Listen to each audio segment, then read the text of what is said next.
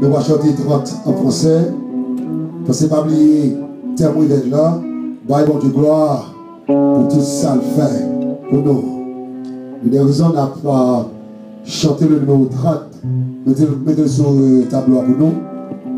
Le numéro 30 français. Gloire, oui, gloire. On a parlé bien que gloire, oui, gloire à l'éternel. Cœur cantique, solennel. De nos cœurs, mon âme, son trône. Quand il crie, oh, qu'il est grand, qu'il est juste en punissant, qu'il est bon quand il pardonne.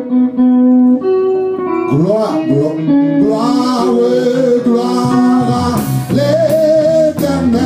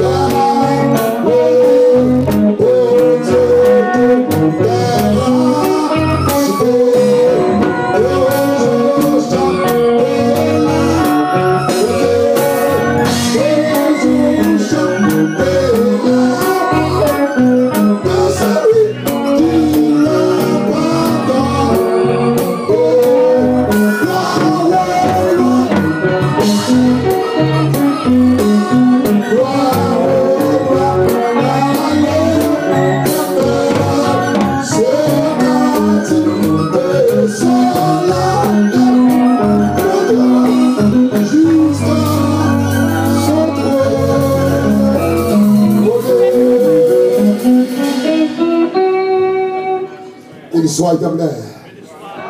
Béni soit éternel. Béni soit éternel. Gloire à Jésus. Gloire à Jésus. Toute louange pour Jésus. Toute louange pour Jésus.